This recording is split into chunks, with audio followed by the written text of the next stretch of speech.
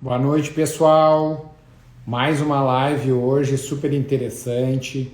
Hoje nós vamos fazer um bate-papo aqui sobre o sistema dopaminérgico de recompensas. Alguém já ouviu falar nisso? Talvez vocês não tenham escutado sobre isso ainda, mas eu posso garantir que todos nós somos movidos pelo sistema dopaminérgico de recompensas e é ele que nos faz ter um incentivo extra para buscar nossos objetivos, para fazer com que a gente levante da cama todos os dias, vá atrás do que a gente quer, né?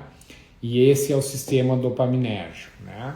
Então a dopamina é um neurotransmissor muito importante na fisiologia humana, tá? Ela é produzida por núcleos do nosso cérebro chamados gânglios basais, tá?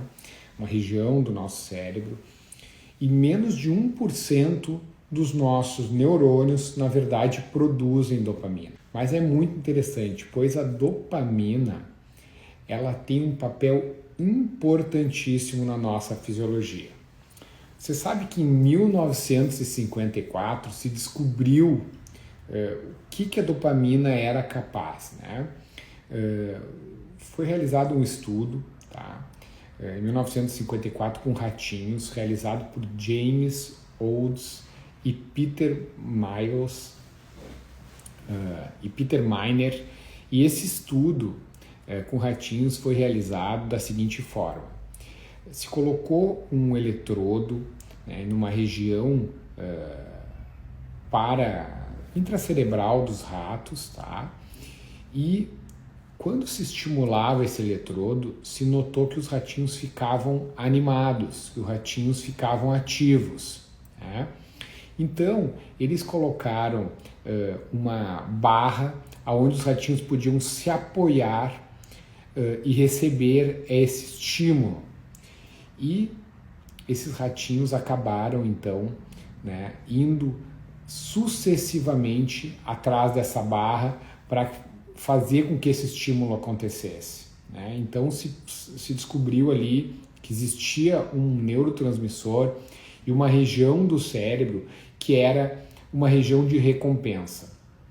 Depois, né, a gente sabe que eles fizeram um estudo, então, onde eles colocavam entre uma barra e outra que dava estímulo uma gaiola que era eletrificada. Então os ratinhos tinham que tomar um choque para conseguir ir até o outro lado da gaiola para fazer o estímulo, para desencadear o estímulo. E eles faziam isso, preferiam tomar choques até isso. Os ratinhos fizeram tanto isso que chegaram então a morrer em virtude de exaustão, de tanto que eles estimularam, né, a produção desse neurotransmissor. Posteriormente, se descobriu que esse neurotransmissor era a dopamina, né? Então, existe um sistema de recompensa, né, onde todos nós estamos sujeitos, que é ativado por determinados estímulos, né? Estímulos que nos geram, então, prazer. Então, quando nós entramos em contato com algum estímulo que nos gera prazer, esse estímulo faz com que, ou a expectativa de entrar em contato com esse estímulo, nos faz com que a gente tenha uma descarga de dopamina. E essa descarga de dopamina, então, nos dá uma sensação intensa de prazer. Isso faz com que a gente busque incessantemente, né, de maneira inconsciente, inclusive, né, buscar esse prazer. E essa é a origem de uma série de comportamentos humanos, entre eles a origem dos vícios, tá? Então, toda a adição, todos os vícios, por exemplo, do jogo, né, a pessoa fica com aquela sensação, ele experimenta ganhar no jogo e fica com aquela expectativa de novamente ganhar, e isso gera uma descarga de adrenalina e faz com que ele tenha aquele comportamento repetido. O uso de drogas também, né, o álcool, tá? As relações, a paixão, tudo isso está relacionado muito ao sistema dopaminérgico. Então, esse sistema de recompensa. Mas qual é a relação disso com a questão da obesidade, doutor Fernando? Nós sabemos que existem estímulos diferentes, né, provocados por determinados alimentos que são vigorosos, né, através dos estímulos nossos, dos nossos sinais, através do estímulo desses nossos sinais, esses estímulos são vigorosos na produção de dopamina e nos dão essa sensação de prazer. E isso faz com que nós tenhamos, muitas vezes, um comportamento repetido.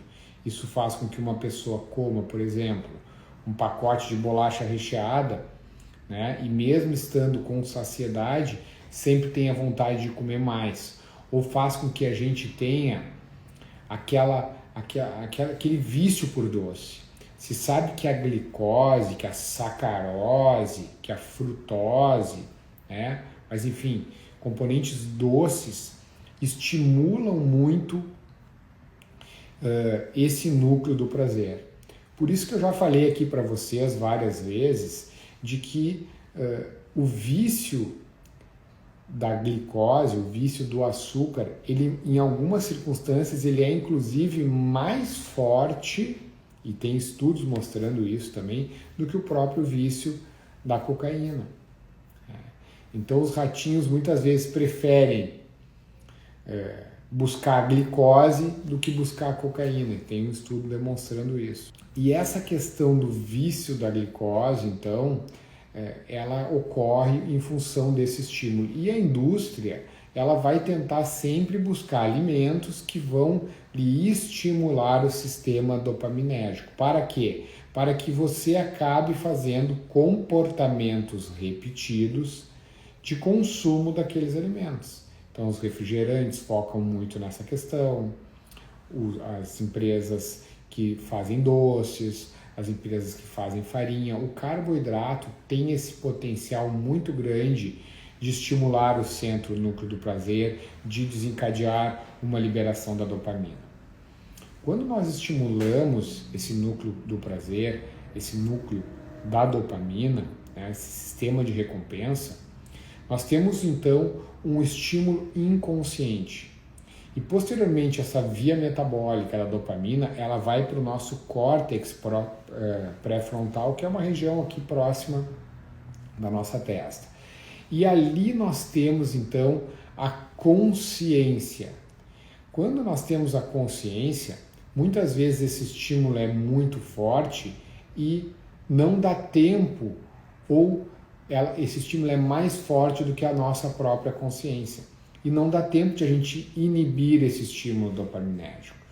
Quantas vezes você já se pegou daqui a pouco comendo um doce, sem mesmo perceber que você estava com vontade de comer aquilo?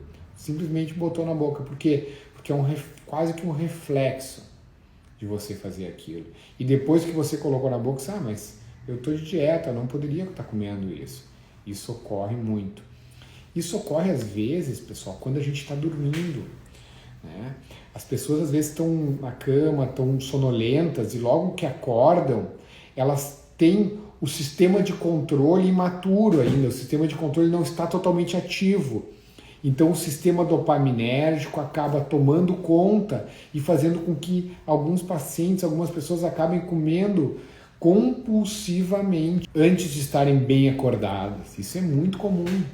Isso é uma das coisas do sistema de recompensa, né? Então nós temos um looping, né, que é o hábito, a recompensa, né, e também as questões relacionadas ao vício, né? Então esse hábito, essa recompensa fazem com que a gente acabe se viciando nesse processo. Então, como é que nós podemos fazer para burlar o sistema de recompensa? Nós temos então que buscar uma recompensa em coisas que são mais saudáveis. Não é fácil? Muitas vezes não é fácil, mas o poder do hábito, assim como ele pode exercer um poder negativo no sistema de recompensas, ele também pode exercer um poder positivo. Se você conseguir extrair prazer fazendo uma atividade física, aquele prazer vai também estimular o sistema dopaminérgico. Se você conseguir ter prazer numa relação que é saudável para você, essa relação saudável vai lhe estimular o sistema de recompensa dopaminérgico e você vai tendo essas relações saudáveis. E essas relações saudáveis podem ser com a comida. Para isso nós precisamos tapear o nosso sistema dopaminérgico e driblar então essas questões relacionadas aos maus hábitos, né? Outra coisa, uma das questões que nós podemos perceber é que, como qualquer vício, quando você entra em contato com não existe moderação nesse sistema, né? Ou você abole, né, e consegue abolir então totalmente o consumo de determinados alimentos que estimulam muito o teu sistema dopaminérgico, e isso faz com que ao longo do tempo aquela vontade, aquela lembrança do prazer vá ficando para trás. Isso é uma coisa que acontece muito também, né? Não há como negociar muito com o nosso sistema dopaminérgico. No momento em que nós estamos estimulando ele aos poucos, nós não conseguimos nos livrar do vício, tá?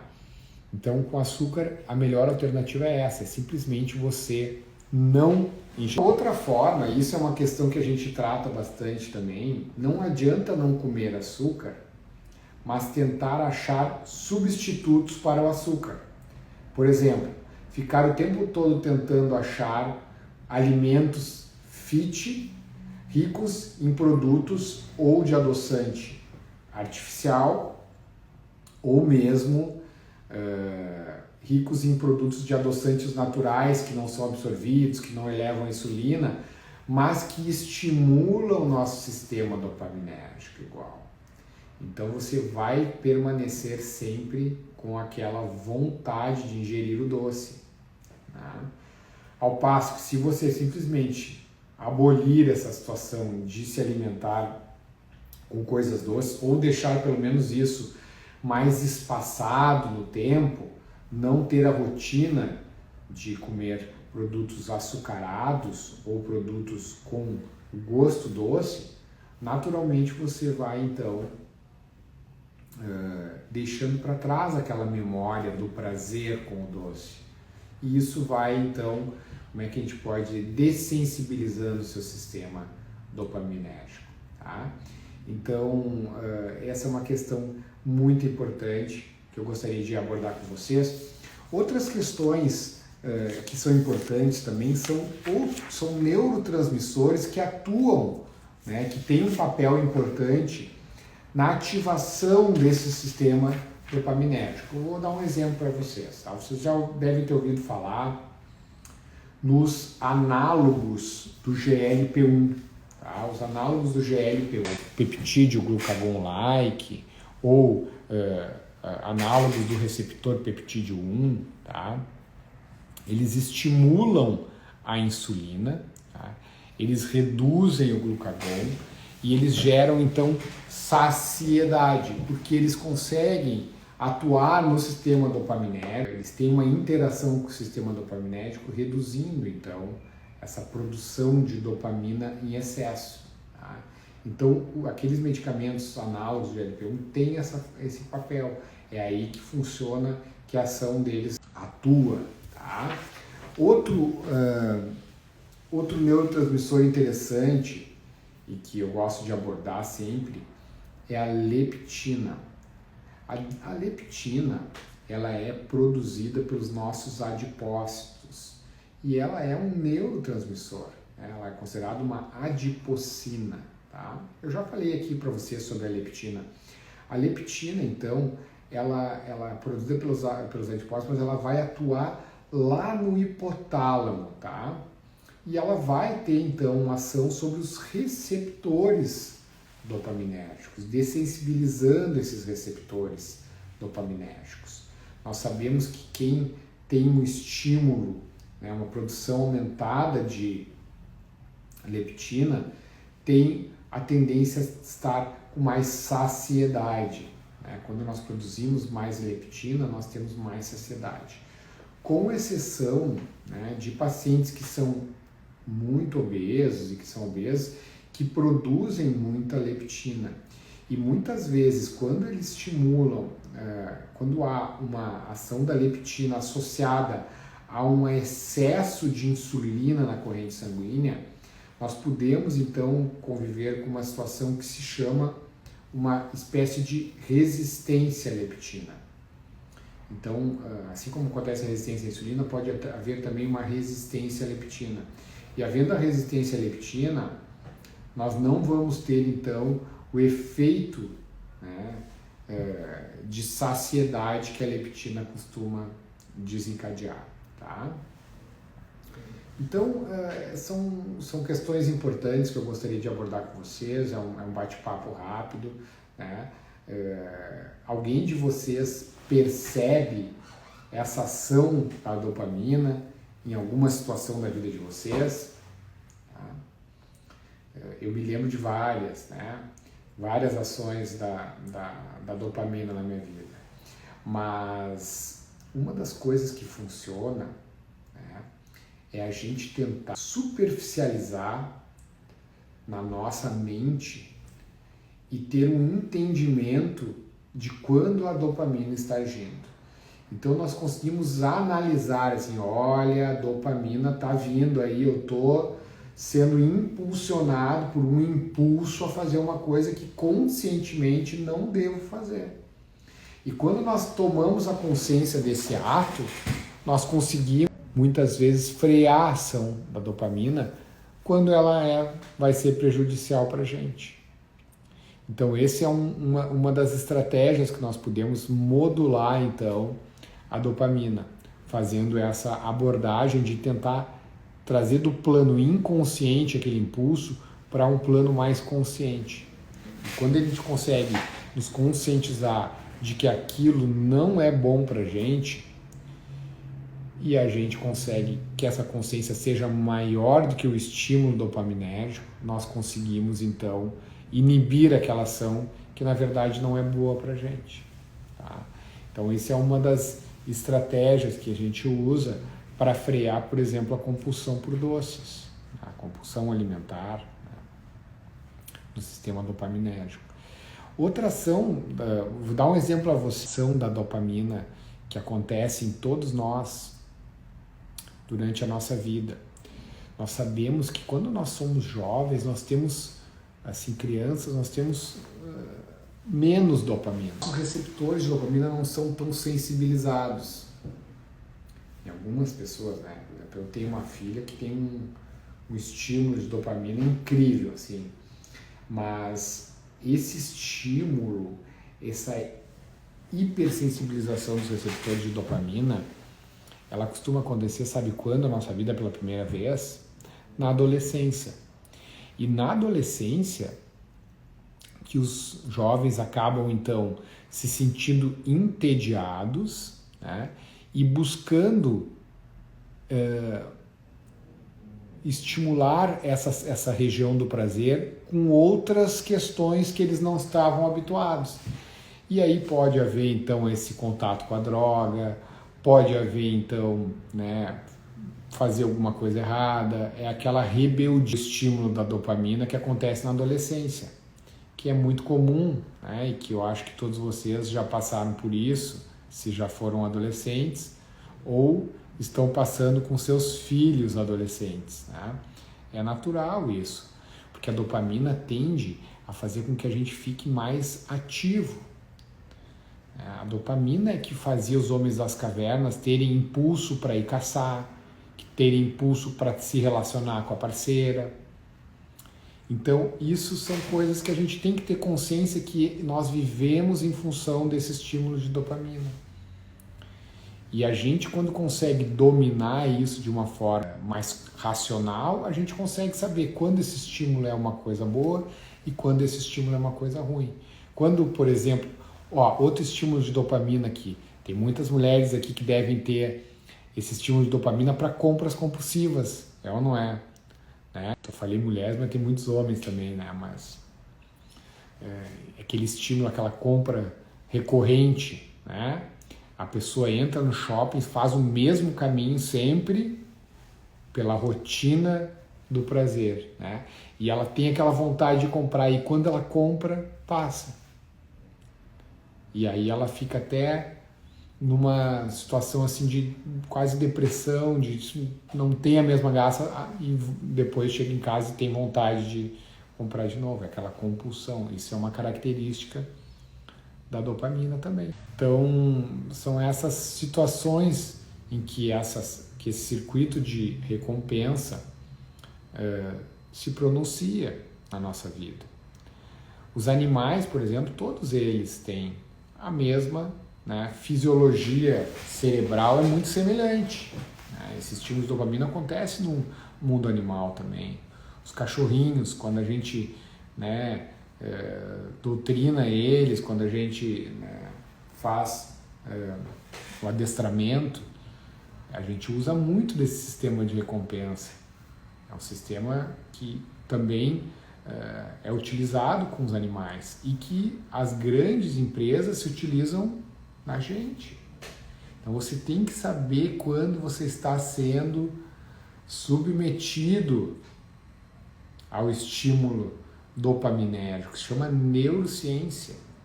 Tem muitas empresas que utilizam muito da neurociência para quê? Para que você consuma delas. E vão tentar estimular o teu sentido de prazer. E vão usar os seus sentidos para isso.